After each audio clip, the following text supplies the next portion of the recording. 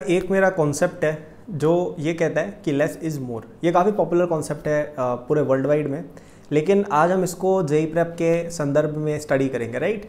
Specially एक student के लिए जो अभी क्लास 9th में मौजूद है, राइट, कि आप अभी थोड़े छोटे हो, 9th में हो, आपके पास अभी आगे 3-3.5 साल से ज़्यादा पड़े हुए हैं, right, and you want to prepare for this exam. तो यहाँ पे आपको यही वाला प्रिंसिपल लगाना होगा, लेस इज़ मोर। और ये जितना जल्दी आप सीख जाएंगे ना, उतना अच्छा आपके लिए ये रहेगा।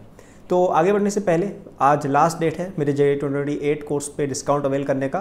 केवल 7,500 रुपीज़ में कोर्स आपको मिल रहा है इंस्टेड ऑफ 20,000 रुपीज़। तो डिस्क्रिप्शन में जो फर्स्ट लिंक है उससे आप इस कोर्स को ले सकते हैं। और आप सभी को पता है कि 2028 के लिए मैं महीने में एक ही सेगमेंट कर पाता हूँ और डिस्काउंट भी usually max to max month में एक बार ही आ पाता है, ठीक है। तो यदि आप लेना चाहते हैं इसको at a good price, get it today, okay. Otherwise फिर आप बोलोगे कि यार 15-20 हज़ार रुपये आप हमसे चार्ज कर रहे हो, right. So first link in description में। इसमें कोर्स में सब कुछ है जो आपको JEE की अच्छी फाउंडेशन के लिए चाहिए। तो आपका 9th-10th पूरा कवर्ड है, सारे ओलंपियाड्स कवर है, और JEE के भी कई सारे टॉपिक्स इसमें आपको अर्ली हम पढ़ा देंगे। तो आप 11th में जाओगे ना, एकदम टॉपर बन के जाओगे, ठीक है।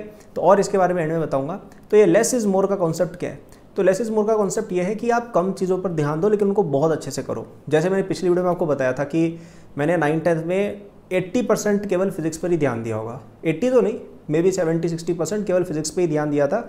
उससे अपने आप कैलकुलस भी आ गई, ट्रिग्नोमेट्री भी आ गई, अलजेब्रा भी आ गई और मैथ्स भी समझ गए। ऑटोमेटिकली एटॉमिक, थर्मोडायनेमिक्स, गैस, ये सब अपने आप समझ गए, और फिजिकल केमिस्ट्री भी अपन को समझ में आ गई, ठीक है। तो एक जगह फोकस किया, सब जगह ऑटोमेटिक रिजल्ट निकला। मेरे हिसाब से जैसे IJSO की प्रेप मैंने आपको बताया था, मैंने की थी, राइट। तो उसमें अगेन 60-70% मैंने फिजिक्स ही पढ़ी थी, HCV की। तो उससे ही फिजिक्स के पोर्शन में तो ऑलमोस्ट फुली आ गए, और केमिस्ट्री और मैथ्स भी काफ़ी हेल्प हो गई। और उस एक एग्जाम की प्रिपरेशन से एस्ट्रोनॉमी ओलंपियाड में मेरी प्रिपरेशन अच्छी हो गई, फिजिक्स ओलंपियाड की प्रिपरेशन अच्छी हो गई, RMO की भी हो गई, JEE की भी हो गई, NTC की भी होगी, right. For everything I was prepared because I was focused on one subject the most, ठीक है। तो आप कम चीज़ों पर ध्यान दो। कई लोगों का मैंने देखा है, स्पेशली जो छोटे बच्चे होते हैं ना, वो मतलब 50 चीज़ें एक साथ लेके चलते हैं कि JEE प्रेप भी करनी है, फिर NMTC भी करना है, SOF के ओलंपियाड भी करने हैं, स्कूल में भी टॉप करना है, स्कूल के डिबेट क्लब में भी हम एक्टिव है, सिंगिंग में भी हम एक्टिव है, डांस भी हम कर रहे हैं। मतलब 50 चीज़ों में आप एक्टिव हो, और मतलब आप बेसिकली 50 चीज़ों में आपका दिमाग डिस्ट्रैक्टेड है। ऐसे कभी आप प्रोग्रेस नहीं करोगे। आप हर साल एक ही एक्टिविटी पिक करो। जैसे 9th क्लास में मेरा फिक्स था, मेरा एक एक्टिविटी जो मेरा था एम, वो था IJSO। और किसी एग्जाम के बारे में मेरा कोई इंटरेस्ट नहीं था, ना मैं 9th बोर्ड पे ध्यान दे रहा था ज़्यादा, स्कूल के लिए बेयर मिनिमम करता था। और 9th में देखो क्या ही होता है, स्कूल में इतना कुछ डिफिकल्ट होता नहीं। मतलब आई एम एक्सपेक्टिंग कि अगर आप ये चैनल देख रहे हैं और आप इस चैनल को सब्सक्राइब कर रहे हैं, तो मुझे एटलीस्ट आई एम अज्यूमिंग कि आप स्कूल में तो टॉपर हो ही यार, वरना क्या मतलब है। वरना जाके देखो तुम 9th क्लास मोटिवेशन भी मिलती है यूट्यूब पे, तो राइट, वो सब जाके देखो यार। फिर JEE प्रेप फिर आपसे नहीं होगा अर्ली, राइट। तो मुझे लगता है कि अगर कोई बच्चा इतना इंटरेस्ट ले रहा है JEE में अभी से, तो आप स्कूल टॉपर तो मिनिमम हो गए, या डिस्ट्रिक्ट टॉपर भी हो सकते हो, राइट। और अगर नहीं हो सब्सक्राइब तो सब्सक्राइब हो जाओ यार, अगर पहली बार मेरी वीडियोज़ देख रहे हो तो, राइट। तो स्कूल एग्जाम में तो मुझे लगता है टाइम आपका जाता होगा, राइट। तो मेरा भी उस समय नहीं गया था। तो मैं NSCP, RMO किसी की तैयारी नहीं करता। I focused only on IJSO। एक साल पूरा IJSO पर फोकस किया, अच्छा रिजल्ट निकाला, अच्छा प्रोग्रेस किया उसमें। मतलब मैं जितना पोटेंशियल रखता था उससे तो मैंने बहुत ज़्यादा अच्छा परफॉर्म किया। पोटेंशियल नहीं, जितना मेरा लेवल था ना 8th में, उससे तो काफ़ी ज़्यादा प्रोग्रेस मैं 9th में करी थी। And like even my teachers got shocked कि इतना आगे तक कैसे ये बंदा परफॉर्म कर गया, right. Because I focused on just one exam. 10th में मैंने 80% NSCP पर ध्यान दिया था। हालांकि थोड़ा बहुत मैं RMO NTSC के बीच में जगल कर रहा था, इसलिए मुझे लगता है थोड़ा सा रिजल्ट मेरा उनमें गड़बड़ा गया।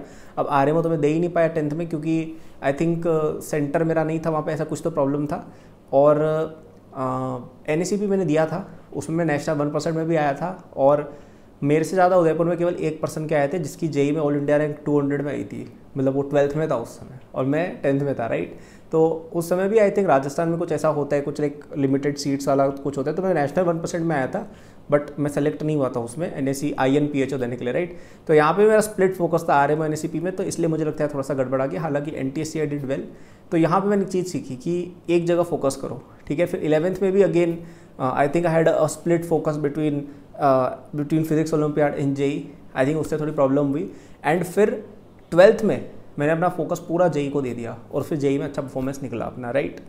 तो ये चीज़ आपको समझनी। और तब 12th में मैंने ओलंपियाड भी निकाले। 12th में मैंने एस्ट्रोनॉमी के अंदर one of the highest course, I think मेरा फर्स्ट रैंक एस्ट्रोनॉमी ओलंपियाड के सेकंड लेवल में, आई थिंक आई हैड 91%, और फर्स्ट लेवल में भी आई थिंक आई हैड 240 में से शायद कुछ 212 या ऐसा कुछ था, जो like both of these were like one of the highest in India, right. तो ओलंपियाड में भी अच्छा रिजल्ट निकला, NSCP में भी अच्छा स्कोर, NSCC भी निकला, राइट।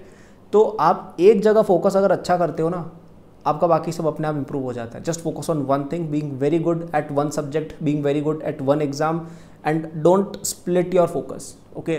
ये मेरा सबसे इंपॉर्टेंट एडवाइस मैं दूंगा एक क्लास 9th के स्टूडेंट को। तो you don't necessarily have to make JEE और एम राइट नाउ, अल्टीमेटली तो वही एम है यार, लेकिन अभी के लिए आप किसी और चीज़ पर, मतलब JEE नीट जो भी एग्जाम के लिए प्रिपेयर कर, राइट। बट अभी के लिए you can make an intermediate exam your 1 year goal. I think the best exam is IJSO, ठीक है। वो काफ़ी अलाइंड है JEE और नीट के साथ, स्पेशली नीट के साथ, और JEE के साथ भी है यार।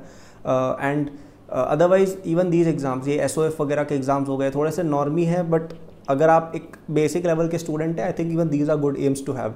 और यू कैन सिंपली एम की मुझे इस सब्जेक्ट के अंदर इतना इतना कवरेज कर लेना है, ठीक है। 2 सब्जेक्ट भी पकड़ सकते हो कि यार मुझे 9th क्लास में 11th NCERT मैथ्स और केमिस्ट्री की फिनिश करनी है, ये भी एक टारगेट हो सकता है, राइट। और 10th में मैं HC वर्मा वॉल्यूम 1 फिनिश करूँगा, लाइक ऐसे भी आप टारगेट बना सकते हो। कीप लेस टारगेट्स, तो ऐसे नहीं करना है कि 50 टारगेट कि इस सब्जेक्ट में ये, उस सब्जेक्ट में ये, ओलंपियाड में ये, नहीं। क्लियर 2 या 3 टारगेट बस रखो पूरे 6 महीने के, और उस पर अड़ जाओ, ठीक है। इससे प्रोग्रेस भी क्लियर ट्रैक होती है और ज़्यादा हम आगे पढ़ पाते हैं, और नॉलेज क्या कंपाउंड होता है, क्योंकि आप एक ही चीज़ पे ध्यान दे रहे हो ना, तो वो चीज़ फिर दिमाग पे डेंट होते होते काफ़ी अच्छी हो जाती है, राइट। तो यही मेरी अच्छी सजेशन रहेगी कि less is more, don't focus too much कि 50 कोचिंग्स आप जा रहे हो, 50 एग्जाम की तैयारी कर रहे हो, नो, जस्ट फोकस ऑन 1 और 2 मैक्स, ठीक है। और आपको और हेल्प चाहिए, मेरा JEE 28 कोर्स में आप एनरोल हो सकते हो। ये कोर्स आपको बहुत अच्छे से कॉम्प्लीमेंट करेगा अगर आप कोचिंग जाते हैं तब भी, और नहीं कोचिंग जाते हैं अगर आप सेल्फ स्टडी स्टूडेंट हैं तब तो और ज़्यादा आपको हेल्प करेगा। क्योंकि जैसे मैंने आपको बताया, मैं जब 9th 10th और 11th में था, तब मैं क्या बहुत चीज़ें किया करता था, राइट, जो मुझे खुद डिस्कवर करना पड़ा यार कि ये चीज़ काम की है, ये चीज़ काम की नहीं है, ये टॉपिक पढ़ना नहीं चाहिए था, ये पढ़ना चाहिए था, right. I have to study from books and discover it all by myself. इस कोर्स में मैंने सब कुछ करिकुलम ही ऐसे बना दिया है कि यार आपके लिए बिल्कुल परफेक्ट है वो, कि एक मतलब एक रफ रेंज, कि एक अबव एवरेज अगर कोई स्टूडेंट है, एवरेज टू अबव एवरेज, जो अच्छा करना चाहता है आगे JEE में, और अभी वो एकदम बेसिक से या थोड़ा बहुत उसको चलो आता भी है, वो कैसे कौन कौन से टॉपिक पढ़ने चाहिए सबसे इंपॉर्टेंट है, जो समझ में भी आ जाएंगे, 11th 12th के उसको आ जाएंगे, राइट। तो 9th 10th से हमने शुरू किया है, फिर 9th 10th को थोड़ा एडवांस लेवल पर, फिर 11th 12th के भी कुछ टॉपिक्स हमने इसके अंदर इंक्लूड किया, कुछ चीज़ें मैंने खुद भी आपकी इसके अंदर कवर की हुई है। और अगर आप रिक्वेस्ट करेंगे हमें ईमेल के भैया कि भाई मुझे और पढ़ना है, तो हम आपको और मटेरियल भी देने को बिल्कुल रेडी है, right. So it's a very good course to have, and trust me, आप उस कोर्स को कंप्लीट करते हैं ना, आपको लगेगा यार कि मेरे अंदर एक डिफरेंस आया, और आप खुद आपको फील होगा यार कि आप एक टॉपर टाइप स्टूडेंट अब बन रहे हो धीरे धीरे, right. Even if you are already a topper, you are not topper somewhere else. हो सकता है आप सिटी में टॉपर हो, लेकिन आप स्टेट में शायद ना हो, आप स्टेट में लेकिन नेशनल लेवल पर ना हो, तो वो जो एलिवेशन मिलेगा ना, that this course will definitely help you with. तो फर्स्ट लिंक इन डिस्क्रिप्शन से you can get it for a very good discount till only midnight tonight, ठीक है। तो आज ही जाके लेना, फिर उसका आप कल देखेंगे कि भाई लेट हो गया, फिर यार वो सब नहीं हो पाएगा, है ना। फिर then you have to wait for the next month और whenever we release this offer again.